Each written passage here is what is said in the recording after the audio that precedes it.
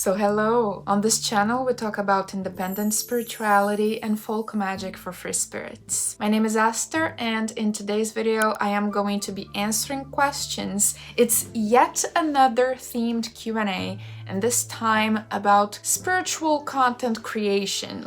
I was wondering if you had doubts or were curious about certain aspects of talking about witchcraft/spirituality on the internet.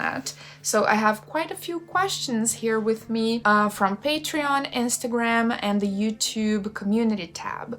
We are going to take a look at all of this. I mean, not all, because some people, they sent questions that are not in the theme, and some of the questions were repeated. So you get what I mean, right? In January, it's gonna be 2 years since I've started this channel. We are soon reaching 10,000 subscribers. We're like 500 subscribers away from that. For YouTube standards, it's a small number, I know, but it's kind of amazing to see things growing and how it's unfolding, like here on YouTube and also on Instagram. So I want to thank everyone who is subscribed and who is there and watching everything that I publish. I'm gonna save that for the 10,000 Q&A. I absolutely will make a 10,000 Q&A very soon. I need to post it. I need to create a post for that. But anyway, let's get to the topic of the day, which is spiritual witchy content creation on the internet. How is it like to create this kind of content? So on, so forth. Wait a minute. Before we start, let's take a minute to hear a word from today's sponsor, which is myself.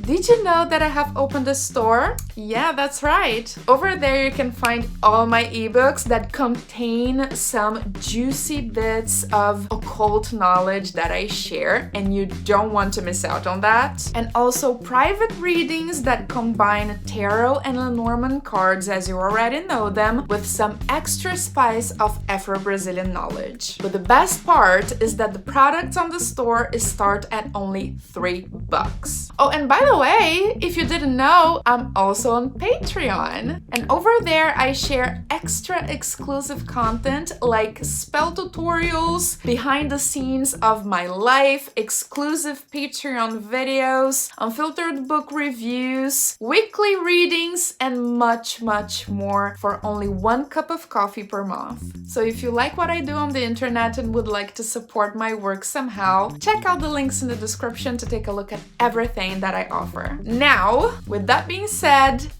let's get back to the video. I have to admit that I didn't get that many questions on Patreon. As a matter of fact, I only got 1, but that's already enough. That's more than enough. So I had the following question. Hi Aster, I acknowledge that being online isn't easy, especially when you share about your personal craft and your life updates. How do you organize or manage to share a part of your craft without worrying if it's too much what you're sharing? Okay. I have to make it clear that on Patreon I share more things about me and my craft than I show here on YouTube, because as a matter of fact, a paywall, which like Patreon is, it kind of creates a much safer space, because the people who are in there, they are people who really like you a lot. They like you to the point of sending support as like money. They want to give you money to support what you do. So those people who are on Patreon, they are really engaged, they are really interested,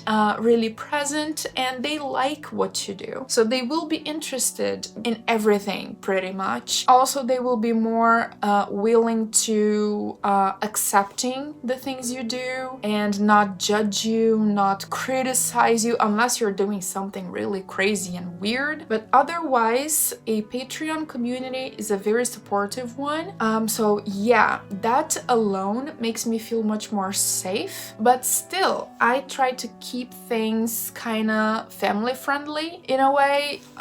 You gotta have some common sense, because there are certain parts of your practice that are very personal and intimate, and you are not gonna put that out there, you know? There are certain intentions that you would feel silly if you shared those with other people. You would feel exposed, you would feel uncomfortable. And if that's the feeling that you get, it becomes very easy to decide whether or not you are going to share a piece of information about your life or your practice, how you feel about talking about that subject with a camera or with somebody else. If you cringe and you don't feel comfortable, that's how you know that you shouldn't be talking about it publicly, even if it's behind a paywall. So that's all for the Patreon questions.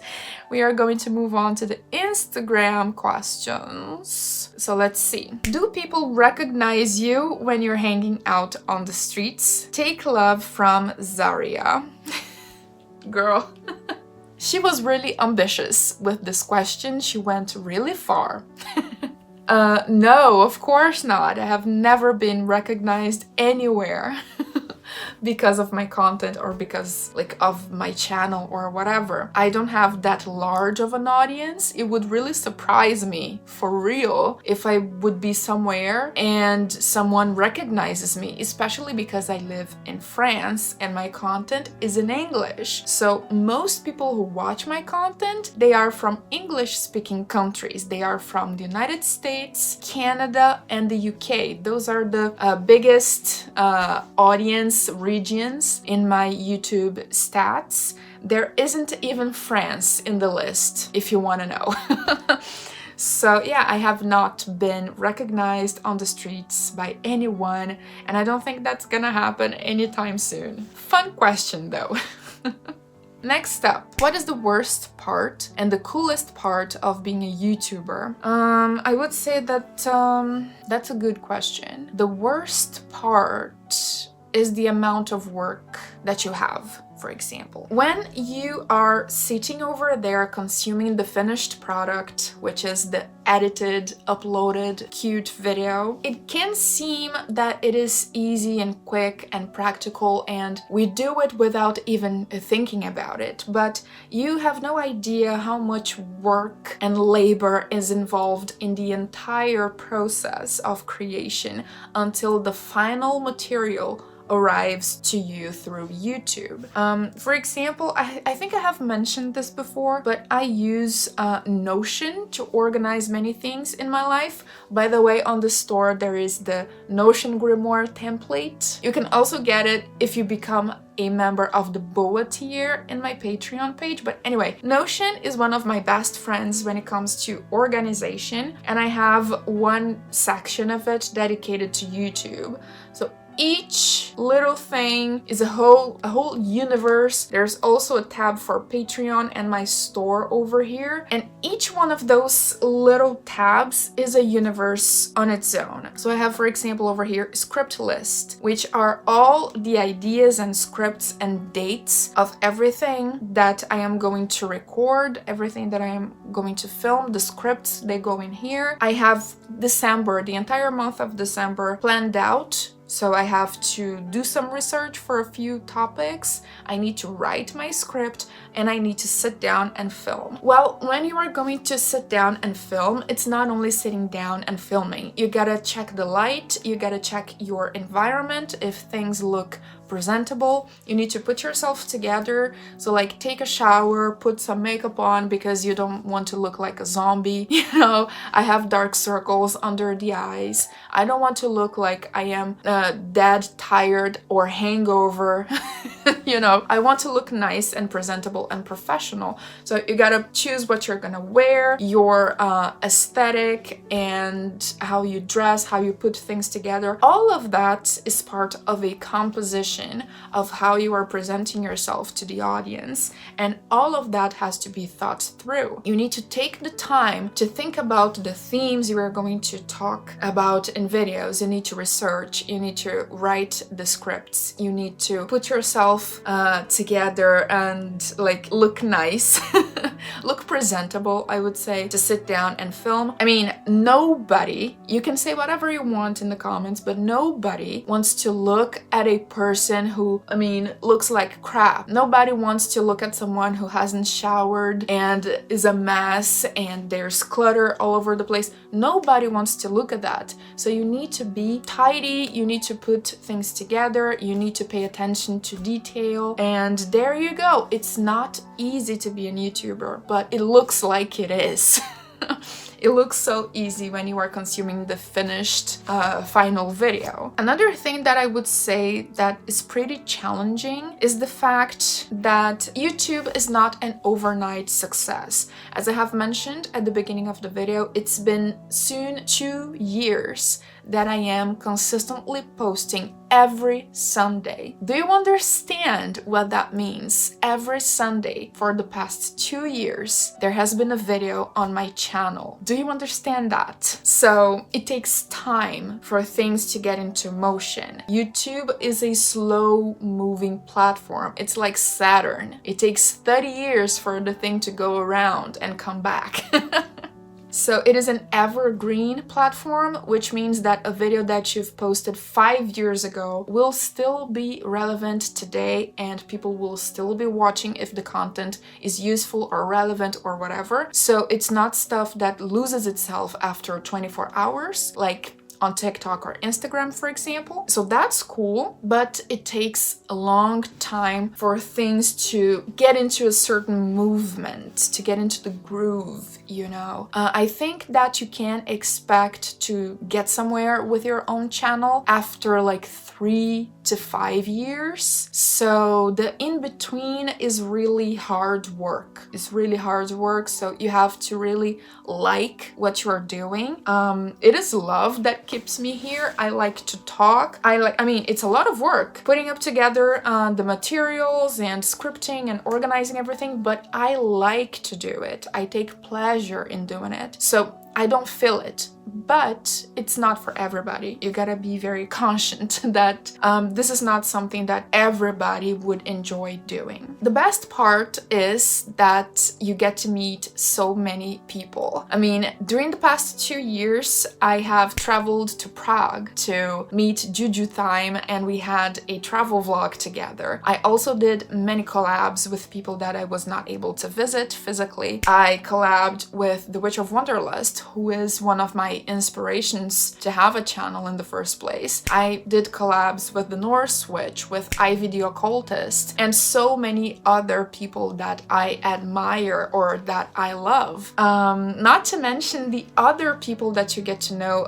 beyond other creators. I mean, the viewers, the subscribers, the audience. You end up becoming close to and sometimes even friends with people who watch you, people who consume your content. And there's this community building thing that goes on over time that is priceless, I would say. Like, for example, there's the Discord server for the Perpetuals, and right now we are discussing about whether we should start a Dungeons and Dragons campaign or not. I just had this idea and I am really excited about it. I've never played D&D and I want to be the dungeon master. I am ambitious. I want to do... I have no fear, and I believe the world belongs to the fearless and the bold. So that's why I want to start as the dungeon master. I think it's gonna be so cool. So we are discussing, can we actually keep it up? Is that going to work? Should we try Pathfinder instead? So yeah, first of all, I need to learn the thing. I am going to get a starter kit, I think, and we're gonna take it from there. But I love video games. I love RPG video games. I think a tabletop role-playing game is going to be a cool experience. So yeah, all of a sudden, you have a community in your pocket. You know, you have reachable people that you can talk about anything that is going on with you, basically. You can, I mean, you are never really alone. You have people you can reach out to. And as someone who is living in another country and kind of struggles a little bit with social life and the feeling of belonging, this has been very important and significant and meaningful to me. So I would say that this is the best part of being a YouTuber, the people that you end up meeting and the bonds that you create. And that's something that happens naturally and without you expecting. It's so unexpected. It's the last thing that comes to your mind when you start your channel, as a matter of fact. Next up, who are your favorite YouTubers and what do you like to watch on YouTube? I have to admit that my favorite YouTubers, they are not in the spiritual niche. Before I was creating content myself, I watched a lot, really a lot. I binge watched channels like The Witch of Wonderlust, The Norse Witch, Ivy the Occultist. I think they were like my top favorites. Also Chaotic Witch Aunt, Ella Harrison. I really liked watching all of those girls. But I think that after I started creating content, I decided to stop because I don't want to get influenced by what other people are doing. I want to make my own thing. And if you are constantly looking at what others are doing, if without even realizing, you will start doing like they do. So in order to keep things more original and detached, because you don't want to put on a video and see the same thing, you know, just said with different words or from a different angle. You want to look at something fresh and new and, you know, you want to look at the video and have the feeling that you are seeing something new that you're not gonna find anywhere else. So if you keep on looking at your niche all the time, inevitably you are going to start doing things similarly, and that's not good for a creator. So I kind of backed away a little bit from consuming content because I don't want to unconsciously repeat what other people are talking about or how they are talking about it. I want to have my own formats, my own ideas, so on and so forth. So my favorite YouTubers. One of my favorite YouTubers is Ariel Bissett. I have been following her channel for like 10 years. At the beginning, she was in the booktube niche kind of thing. She talked about books. And as a matter of fact, we have the same favorite book, which is Animal Farm by George Orwell. And as a consumer, I would say it is so amazing to see how her channel developed and grew over the years. Because I was there, I watched a big chunk of her life. Of course that she was not putting everything out there, but you kind of get a glimpse of that person's trajectory. You see what I mean? So like she began her channel when she was a teenager. Then she finished school and she had to go to university. At that moment, she had a real hard time creating content, and she was gone for like 2 years, I think, because she was doing a master's degree and she couldn't balance everything, which I totally understand. Then she came back, started creating content again, and she was struggling with making a living off of YouTube. And then now she bought an old farmhouse and she's been renovating that house herself for the past 4 years, I think. And it is amazing to see that process. And I think that was really a turning point for her YouTube channel because it has become a success of audience. And I believe that all her making a living out of YouTube goals have been achieved. And Ariel, she has achieved something that is really hard for people to be able to do on YouTube. It doesn't matter what she's talking about, you will want to watch her. She has a captivating personality, in my opinion, and I think she's a reference about how to handle crisis on YouTube, like being cancelled, saying something that you shouldn't have, because she's not only Canadian, she's also a Libra. So this is a very diplomatic and peaceful person.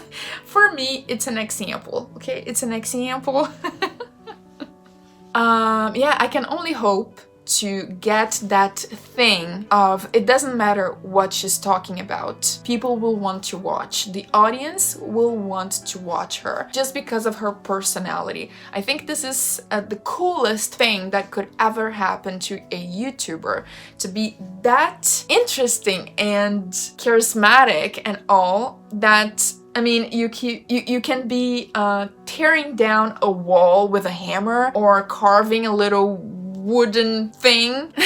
Just because of who you are, people want to watch you doing it. And I can only hope to be able to do the same thing with my content. Fingers crossed. Another person that I really like a lot is Life of Riza. Her channel is sublime. I mean, she's a professional video maker. This is not just somebody who bought a DSLR and a drone and I'm a video maker. No, she has a degree on that, if I'm not mistaken. And her videos, they are short and they have amazing storytelling. It is amazing. It is a piece of art. It's like you are watching a 5-minute long movie. I love it. She's a big inspiration to me and it's just beautiful and relatable because she's talking about real life and things that we all experience, like moving on into adulthood. I'm trying to think if there's something else that I really like. When it comes to Brazilian channels, you know that I am Brazilian. If you didn't, now you do. So my favorite channels, they belong to a little universe.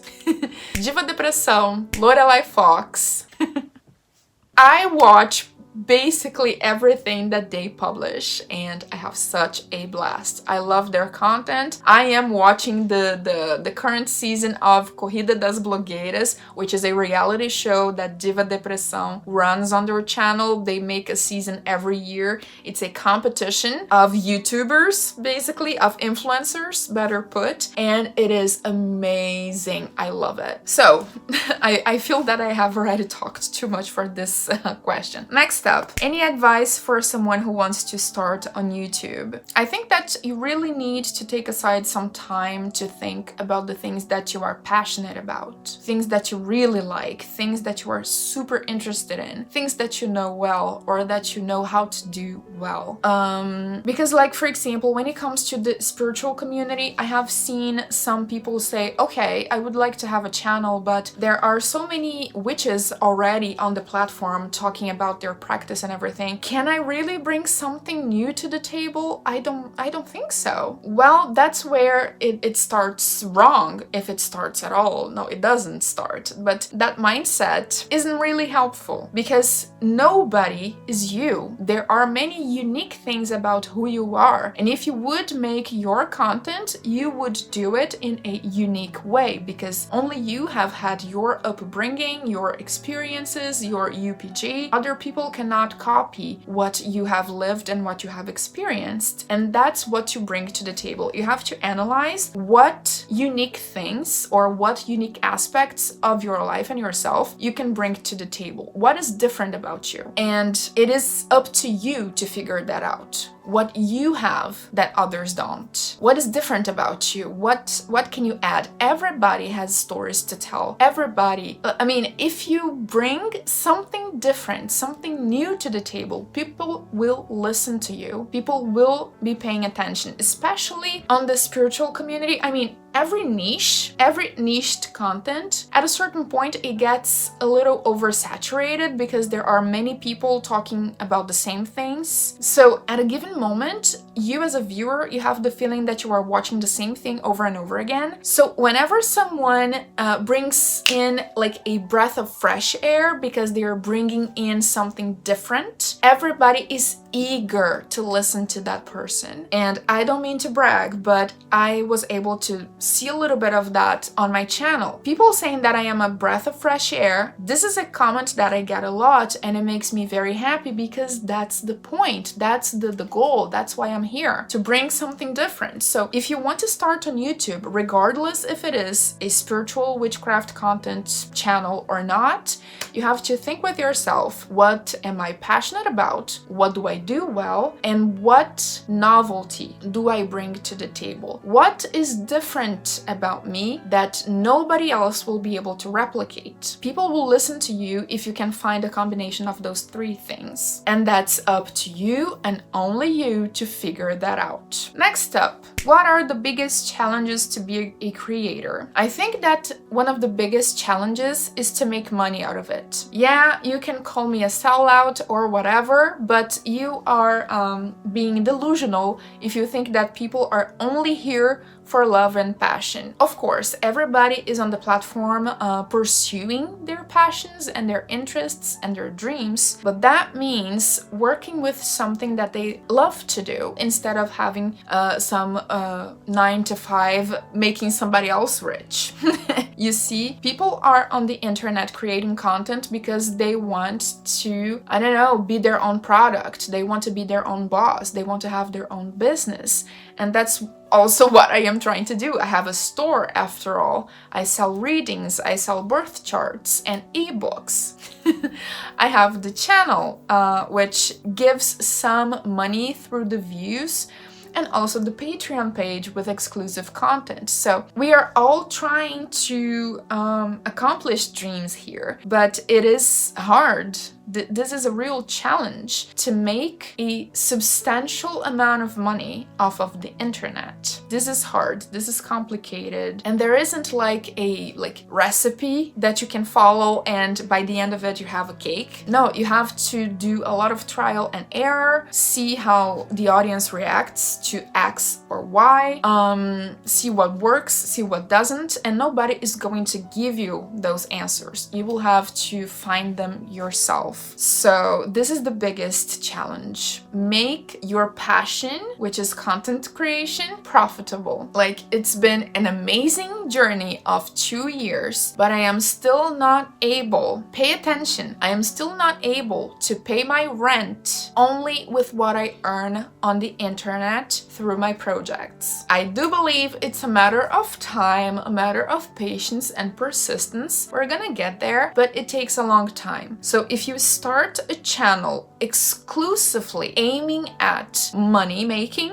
and thinking that you are going to be able to quit your job the next month, that's not gonna be enough motivation for you to keep on going. I am still here after 2 years because I like to do this. I love to do this. That's why I'm still here. Because when it comes to money, it's a lot of work for not that much. And many people watching, they think that we are swimming in money or whatever, especially the biggest YouTubers. Honey, they're not. They're not. They can barely, they can have a comfortable life and all, but they're not rich. Don't fool yourself. We are not swimming in money over here. We are working a lot, sometimes keeping a 9-to-5 and the internet. That's what I do, and that's what other creators do as well. So don't fool yourself. Making a living, if that's your goal, making a living off of the internet is the biggest challenge in my opinion. Next up, how to choose a niche. I want to have a channel but don't know what to talk about. I think that you would need to take a look at your interests, the things that you like to do.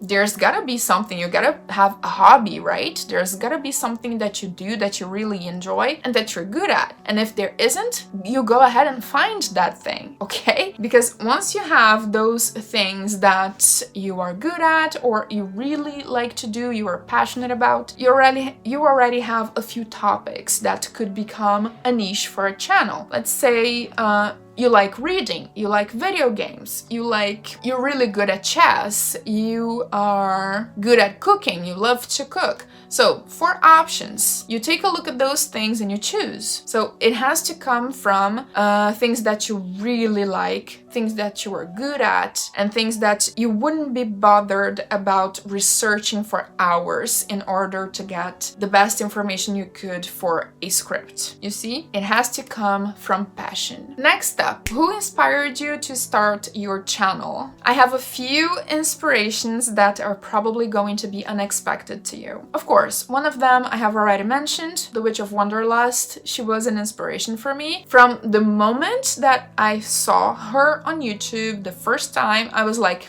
that's what I want to do. Bingo! Yeah, that's it. That's it. But I have some other inspirations that have nothing to do with with YouTube or the internet per se. Bota na boca, bota na cara, bota onde quiser. There's, for example, Anitta. Anitta is a Brazilian singer who has become an international success. This little thing that I just sang is like her latest song that just came out, and she made it with The Weeknd. So she's becoming each passing day more and more famous. If you don't know who Anitta is, you go and Google her, search for her on your streaming platforms. And why does this woman, a singer, is an inspiration for me to be on YouTube? But like, what's the connection in there? Well, one of the things that motivates her and that she's actually doing is to take funk, which is a Brazilian music style, to the international scene. So this song that she made with The Weeknd has a lot of funk, Brazilian funk in there, and that was very inspirational to me because it is the same thing that I am trying to do with my channel, but with the Brazilian spirituality. So I talk a lot about my spiritual roots as a Brazilian practitioner, spirits and religions and formats that come from my country, and Anitta was the person who inspired me to do that. I don't think I'm gonna get famous or rich like she is, but it is really special to be able to bring those informations and be that representation, you see. And when you look to Anitta's personal life story, she came from the suburbs of Rio, from a very poor family, and look at everything she was able to accomplish. Aries energy never disappoints, so she's a big inspiration to me. And the other one is Para de ser doida! Você não pode desejar aquilo que você não pode ter! Para de ser doida! Márcia Sensitiva, Márcia Fernandes, Marcia Sensitivity, if we would translate that into English. She is a medium slash seer, astrologer. I'm not really sure what category she classifies herself belonging to, but she's a huge name in the spiritual scene of Brazil. She has become memes. She has been mimified multiple times, and I mean, everybody in Brazil knows who Márcia Sensitiva is. So I have the ambitious plan of being the next Márcia Sensitiva. She's going to, when time has come, she's going to pass down the sensitivity crown to me. Mark my words. I mean, the world needs spirituality. Life is hard. People need that inspiration, that motivation. They need to feel energized somehow. And through spirituality, you can give that to people. You can give them that spark of hope and that things are going to be fine, you see. I would say that those two, they are my biggest inspirations for being on YouTube creating content. Now I'm gonna move on to the questions from YouTube. Let's see. So next up, when it comes to tarot pick-a-card videos, to what extent would you say they're as helpful as doing a personal reading? So, I have done quite a few collective readings, that's how we call them.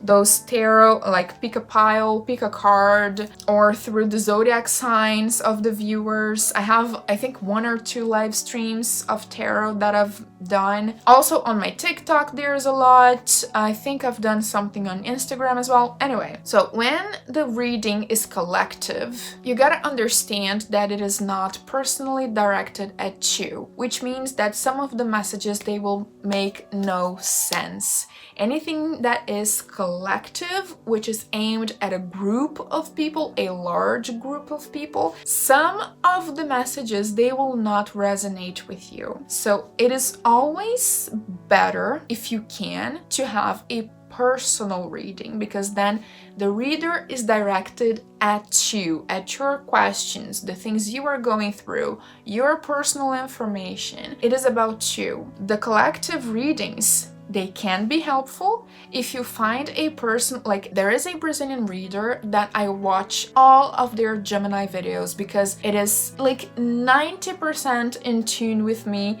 since years. So that's a person that I pay attention to, even though the readings are not personal to me. So I would recommend you, instead of pick a pile videos, that you look for people like readers who direct their messages to zodiac signs, because then it's egregores and it's a little bit more specific as energy. But at the end of the day, it will always be better to have a personal reading if you can. The readers, they go to the internet to do those kinds of readings to show to the audience what they can do, to show that they can provide messages, that they can help them through a reading. So it's a demonstration of what they can do. If you want something that is going to be more accurate, it has to be personal and connected to you specifically. But you can also find people, readers I mean, on the internet who somehow will be synced with you, and if you find those, keep an eye on them, because usually they're going to bring some interesting information to you and stuff that will be helpful to you. So for that purpose, I recommend that you find a tarot reading channel in which the person directs their readings to the zodiac signs, because then it's gonna be a little bit closer to your energy, but still not personal, okay? Next up, hey Aster, my question is, how would you go about getting back into content creation? Long story short, I have my own witchcraft/pagan blog, but due to work-life schedule, I quickly stopped posting. Love your channel and everything you do. So first thing I would recommend you do is to not have a blog. I mean, unless you want to have it for yourself, you keep on writing it. But nowadays, I mean, I don't know anyone who reads blogs. Do you? I don't. So I would suggest you taking your content to Instagram, for example, because then you could add a picture and some text, just like blogs, but on a platform where what you write has more chances of being seen. And the biggest tip for you to get back into like the swing of posting is to just do it. Just do it. Take a picture, find inspiration, write something, and post it. Don't expect anything in return. Don't expect views. Don't expect anything. Just start. You just need to take the first step and start. That's my tip. Next up, how do you protect your energy / stay open to put yourself out there when there are so many people, spiritual and not, ready to send negativity your way? Protection, okay? Layers of protection in the environment, on you. Protection is key. Protection is fundamental. Next up, what tip would you give to someone who really wants to start creating witchy content, but is just too self-conscious and not so good with an online presence? If I am a person who is not very disciplined with staying present on social media, but I still want to create content and share witchcraft-related things online. It's kind of similar to what I've said to the other question. You just have to go ahead and do it. Don't be afraid of experimenting, of failing, of trial and error. Just go ahead and try things out. Post on Instagram and see how you feel. Post a picture with text, a reels, a carousel. Test things out. Post on TikTok, post on YouTube, and see on which platform you feel better and what feels the most natural to you and what feels better to you, really. You see? But the only way to figure all of this out is to go ahead and test it and try it and see how you feel. Next up, Do you have a schedule, or do you make content when you feel like due to busy schedule with other things? I have a schedule, as I have shown some minutes ago. I use Notion to organize my YouTube content creation, and I am pretty severe, pretty organized, and yeah, I really stick to my plans. Also, I have an editor. It's not me who edits the videos. So everything is very organized over here. So yeah, there's a schedule. Usually I plan 1 month ahead of time, not only for YouTube, but also for Patreon. So yeah, I take it very seriously. Next up, what sort of content can you make when you're new to the craft and obviously cannot teach people anything? I made this channel to share my learning experience and thoughts with others, but I find myself lacking in ideas and courage to post because I don't want to say something wrong. So in the question itself, you already have kind of an answer, because if you are new and you don't have a lot of experience, you can precisely share that, your path and how things are going for you and you discovering things. You can have vlogs, you can share what you're doing and your own process of developing into the craft, and yeah, you can share your own path and like create a space of discovery with the audience that will come along. Don't be afraid of saying something wrong, because mistakes are part of the process, and you can always delete a comment that is rude or unnecessary. You can mask the users so they will never be shown on your page. They will leave comments that will just go into the void and never be seen by anyone. So don't get too much caught up in like what others will say. Otherwise, it will never start. You will never stick to it, you know? So just do your thing, share your path, share what you're doing and how things are going for you spiritually, and state it very clearly in your videos that you just mean to share your own path with other people who might be going through the same things, and we are going to figure things out together. Something like that, you know? So yeah, I want to thank everybody who sent a question. This was a big one. My God, this was long. I talked a lot. I talked forever. I have the feeling. Soon we are going to have the 10K Q&A. I have to prepare that and start asking you to send new questions for the next one. And remember, practice makes perfect. So let's go witching. Thank you so much for watching, and I'm gonna see you in the next one. Bye bye.